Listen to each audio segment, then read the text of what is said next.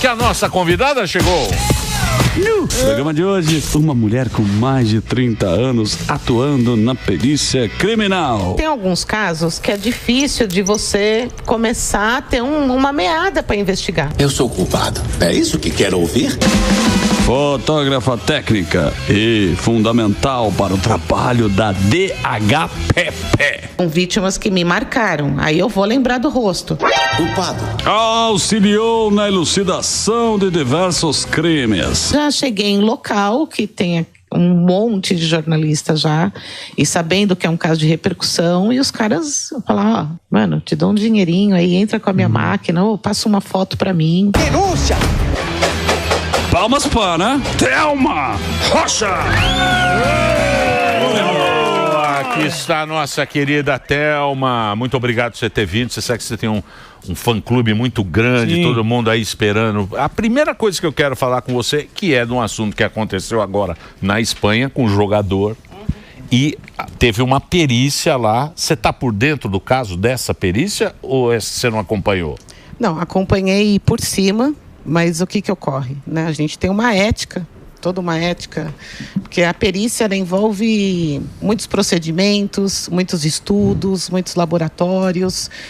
Mesmo aqui no Brasil você tem a autonomia dos estados, por mais que você tenha um protocolo. Então, por ética, eu não poderia nem estar comentando. Tá, mas pegando assim a perícia por cima, a perícia é a prova. Eu falo uma história, você vai lá, você fotografa aquilo lá e você fala, não é isso, não é bem o que você está falando, isso, porque a prova não condiz com aquilo que você está, com o seu depoimento. Então, para a gente entender como trabalha a perícia ela vai ser acionada sempre que esse crime deixar vestígios, uma materialidade. Né? Tá. Então, aí você aciona a perícia. Em São Paulo, ela funciona, no Brasil, ela funciona como? É um instituto de criminalística que vai fazer essa perícia. E tem vários ramos.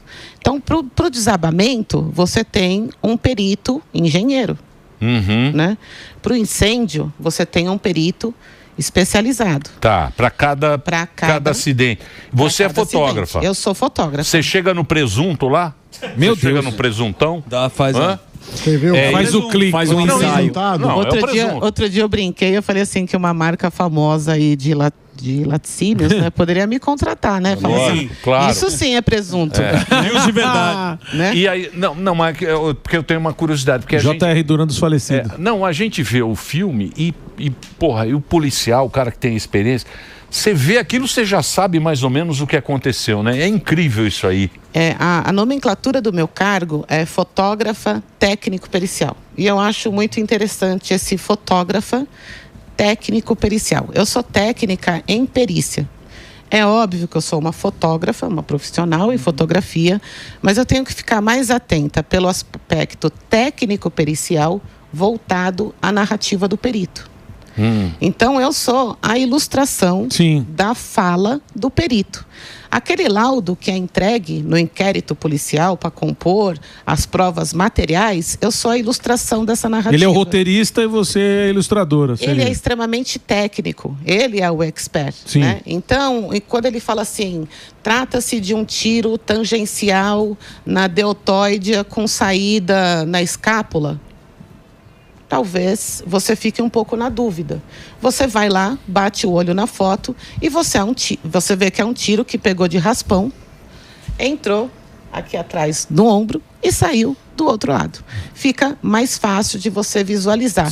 Fica mais fácil de você visualizar toda essa parte científica, que é a prova material, né, que o perito está narrando. Então, eu sou a ilustração do laudo. É o voto pericial. Impresso, é o recibo. É o voto impresso, é o recibo. O cara vai lá e fala, você mostra o recibo. Ô, Thelma, e você já entrou numa cena assim, que foi criada uma narrativa e pela sua experiência falou assim, puta, eu tô achando que não foi isso daí não, hein? Sim, eu tenho a honra de estar servindo a perícia, né, criminal de São Paulo há 31 anos. E como eu falei que existem várias perícias especializadas, eu estou num departamento de crimes especializados, que é crimes de homicídio de autoria desconhecida. Então, há 31 anos, eu trabalho com homicídios de autoria desconhecida. Então, no começo, você fica impressionada com o corpo, né? Até tem uma fala minha aí que eu ria muito no primeiro local. Nervoso. Mas era satisfação com o nervoso, e o delegado falou assim para mim, olha, tem parente aqui, né? Não é bacana. Chupa um limão, né? Então, você... Chupa. E assim, a evolução que eu tive desde o primeiro contato com o corpo até hoje chegar no local, e a última coisa, não digo a última, mas quem você menos presta atenção no início é o corpo. Sim. Como muda a sua Porque visão. o ambiente fala, né? Como Uma muda a porta visão. pode ter um sangue que explodiu, né? Você observa tudo. Tudo. E aí, quando acontece que vem a narrativa, você nota pela sua experiência, você chega pro cara e fala assim, eu acho que não foi isso. Como que funciona esse lance? Porque você falou, o cara vem e você ajuda as pessoas a visualizar aquilo que ele tá criando a história. E você dá o pitaco ali pra turma? Como que é? Então, eu trabalho numa equipe multidisciplinar. Então, quando tem um homicídio de autoria desconhecida em São Paulo, é acionado esse departamento especializado que é o DHPP. O DHPP possui um núcleo de perícia e vai todo mundo para o local. Quem? Delegado, investigadores, papiloscopistas, perito e fotógrafo. Tipo uma força-tarefa, né? É uma força-tarefa. O plantão é composto por esses profissionais. Certo. O delegado é quem vai comandar toda essa tropa, né? Os investigadores é quem vai estar colhendo informações, testemunhas, câmeras. E a perícia e a papiloscopia vão estar entendendo a dinâmica. Que momento que a gente dá um pitaco, né? O momento em que o investigador chega, por exemplo, e fala assim, vou dar um exemplo aqui de... Olha, apareceu uma testemunha dizendo que ela ouviu 2 disparos, né? E a gente fala assim, não, tem alguma coisa errada, porque o cara tomou uma facada. Tá. Né? Então, você fala, opa, essa testemunha está mentindo? Essa testemunha se confundiu com o escapamento de uma moto? Até que ponto essa... Ou, vamos pegar um caso de suicídio, aonde geralmente o tiro ele é muito encostado ao corpo, né? Ao local fatal. Quando você dispara, você tem elementos que falam o jargão popular, foi um tiro a queima-roupa, né? A gente não fala? Sim. É o disparo que vai fazer você saber disso. Porque ele, quando sai aquela labareda, ele vai causar outros ferimentos. Né? Então, ele não causa só a perfuração. Ele causa outros elementos que dá a propriedade ao perito e ao médico legista falar o quê? Foi a curta, curtíssima ou encostado. E aí você não encontra esses elementos nesse suposto suicídio. Você, nesse momento... Suicidar o cara. Isso mesmo, suicidar o cara. Então, nesse momento é que a gente consegue dar o famoso pitaco. Dá o pitaco. Mas é uma opinião ali. Boa. Ainda não é a oficial. Sim. Mas a gente trabalha... Mas a evidência é lógico. Isso mesmo. Há tanto tempo, né? Que da Esse hora. é a elite da polícia, né? O teu. É a elite. A inteligência da... Os departamentos especializados, né, eles geralmente são considerados departamentos de elite, né? Você tem aí o DEIC, que é especializado em crimes patrimoniais, você tem o DENARC, especializado no tráfico, você tem o DHPP, especializado em crimes contra a pessoa. Não só o homicídio de autoria desconhecida, mas crimes que envolvem a criança e o adolescente, crimes que envolvem a intolerância, seja religiosa, seja até de time, né, esportiva, pessoas desaparecidas. Então, é um departamento que cuida dessa parte da vida. O que se... Desculpa, pode... Pois não, faço questão. Bom, o que se repete? Quais são as mortes que se repetem? Por qual motivo? Adultério, traição? Porque quando você vai montar o quebra-cabeça e vai fazer a investigação, o que sempre aparece? Então, por que as pessoas matam? Você tem, digamos que épocas, né? Então, quando eu entrei em 1994, você tinha invasões de terras na periferia de São Paulo, né? Extremo Zona Leste, extremo Zona Sul, e lá você tinha uma constante briga entre grileiros entre pessoas que estavam tentando comprar o seu terreno, entre pessoas ali da periferia que não queriam que se estabelecesse essas novas comunidades. Então, durante muitos anos, nós pegamos crimes voltados à periferia nessa parte de invasão de terras. Depois de um tempo, passou. Depois veio os crimes quando você começou a ouvir com muita frequência o famoso Tribunal do Crime. Sim. Então você pegava um crime. E tudo autoria desconhecida. Você chega lá, ninguém sabe o que aconteceu. É difícil, né? Olha isso. Isso mesmo. Tribunal do Crime. Tribunal do Crime, você pegava e você já começava a ver o modus operandi daquela situação. Você falava, opa, peraí, já é o terceiro corpo que aparece com as mesmas amarras, do mesmo jeito de desova, com os mesmos ferimentos, né? Então você acende um alerta, né? E aí, então, esses crimes, eles sempre se repetem. Eles variam de tempo em tempo. Você tem hoje você tem tá na moda? Número.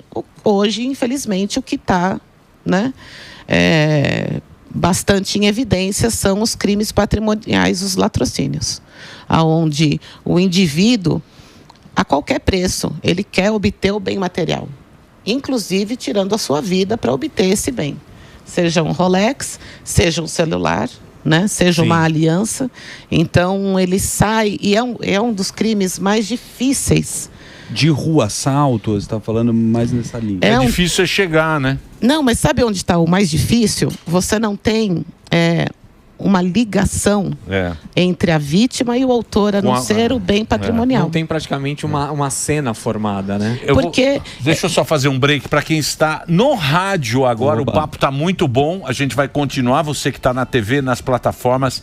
A Thelma Rocha está aqui com a gente. O Instagram dela é @Thelma Rocha. A gente está acompanhando. É Thelma Rocha Forense. Tudo junto para você acompanhar as redes sociais e o trabalho que a Thelma faz na polícia. Vai lá, Reginaldinho.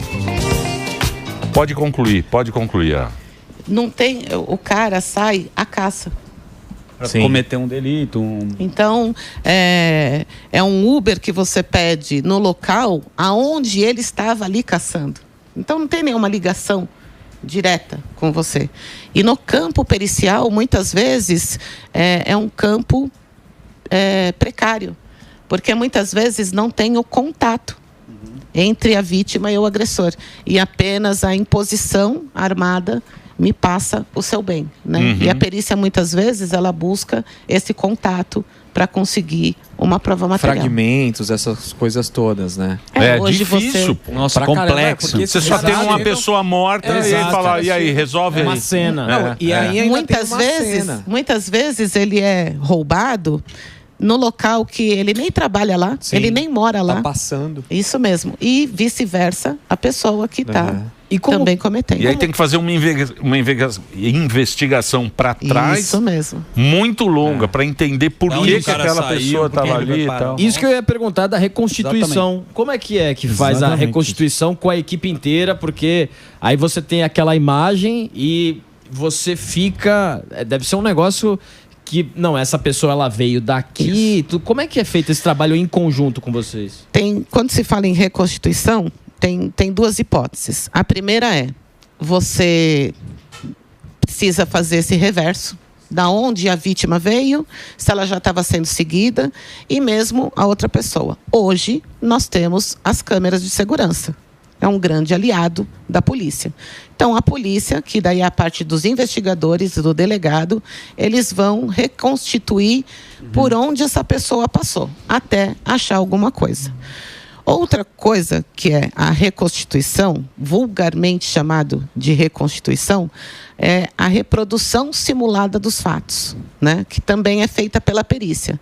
É quando eu tenho, vou dar outro exemplo aqui, agressor, testemunha e vítima falando línguas diferentes. Espera aí. Alguém está mentindo e alguém não está... Precisa ser acariado. Entendi.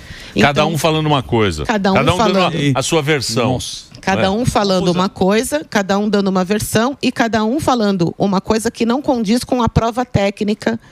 Então, a autoridade policial vai requisitar, o Ministério Público vai requisitar, a defesa vai requisitar a reprodução simulada dos fatos. Aí a gente leva todas as pessoas novamente para a cena do crime e deixa fluir. Onde você estava? E você fez o quê? E você está aqui só observando. E aí depois você vai fazer uma constatação. A dinâmica que ele deu, do posicionamento dele, não condiz com as provas técnicas baseadas nisso. Agora tem uma coisa, né? Não adianta você mentir pra polícia, né? A polícia é danada, né? Como não? É o treinamento. Não é, porque não adianta... Pergunta para meus filhos. Não adianta... Não adianta você contar uma história, porque o cara, ele chega ali, pela experiência, tal, pelo treinamento, né?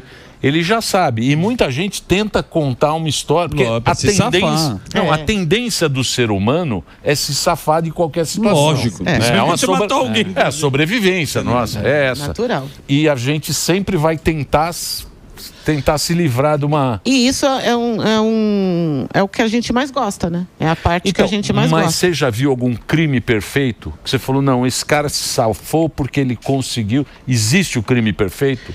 Olha, é uma pergunta que todo mundo faz e o jargão não existe crime perfeito, existe crime mal investigado. Todo mundo diz isso, né? Mas eu acho que o crime perfeito, ele está naquele naquele momento que não tem planejamento. É um roupante. Então, imagina eu numa estrada indo para um sítio que eu aluguei. Tá. Aí uma pessoa tenta me assaltar, ela vem para me ferir, eu consigo me desvencilhar disso e eu acabo ferindo-a, certo? Tá. E vou embora. Não tem uma câmera, não tem uma testemunha, ninguém sabe que eu estava lá, ninguém sabe que ele estava lá, e eu acho que isso é quase um crime perfeito. A situação, você entendeu? Então, não tem uma marca de pneu, porque estava chovendo, vamos supor. Não tem nada. Você vai buscar o quê? Você não tem um estojo no local, você não tem um projétil no local, você não tem um contato, você não tem uma busca de DNA. Então... E tem muito crime assim? Raros. Raros, porque eu acho que quanto mais você planeja, mais você dá elementos para contradição. E quais ferramentas que vocês têm, ou tecnológicas, ou não, por exemplo, para fazer toda... Não, porque tem sério. Sangue, os caras lavam o negócio. CSI. Que você utiliza?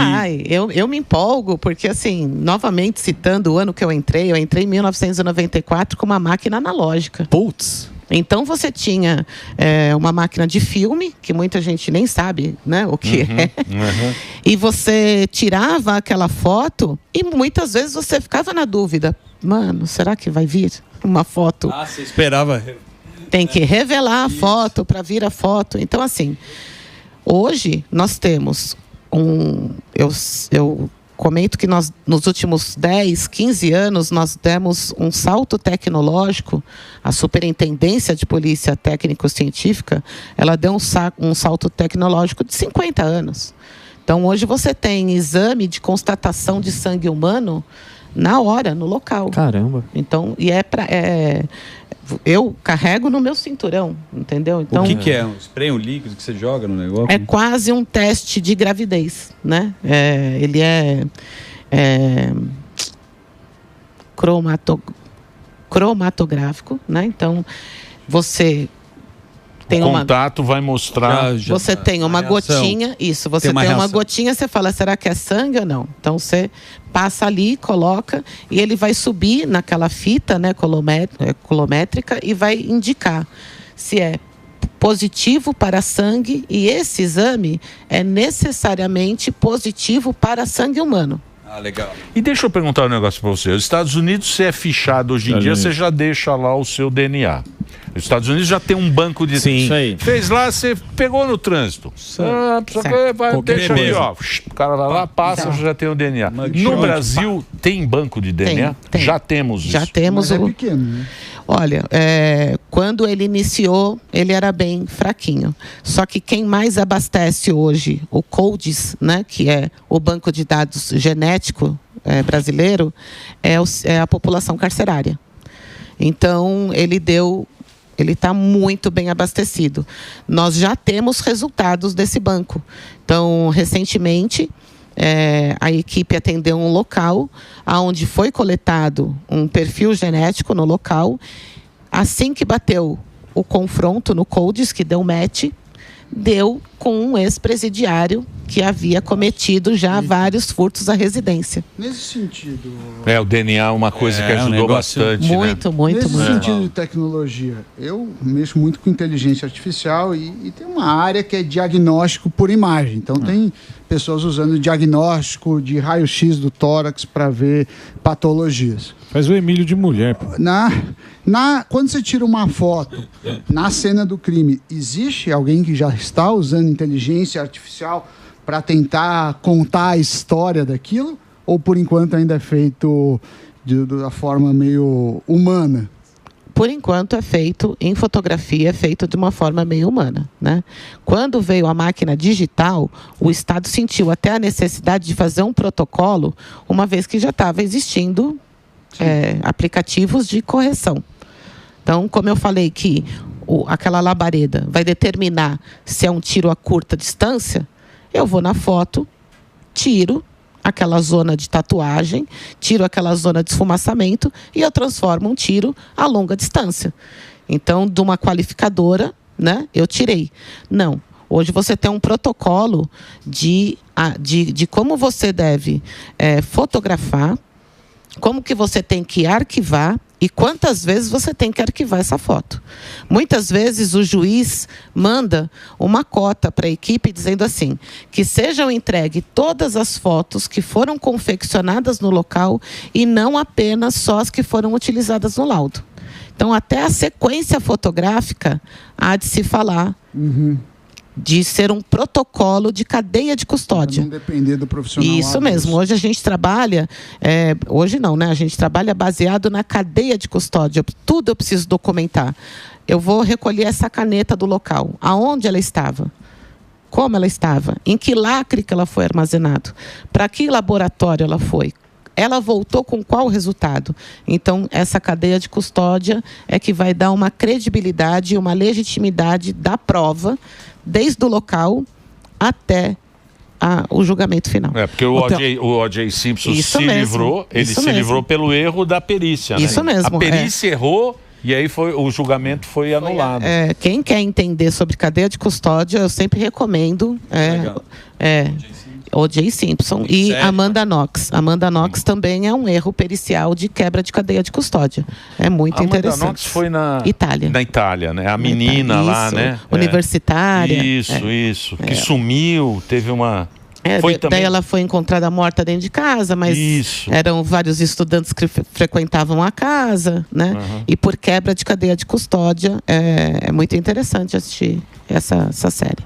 Thelma, a gente tem falado bastante aqui da parte técnica, da tecnologia, de como é feito e tal, mas e a parte emocional? Já teve algum caso de você chegar lá e, sei lá, vem uma pessoa totalmente espatifada, ou criança, ou idoso, que você ficou sentida, ficou mexida com aquilo e até repensou a carreira, sei lá?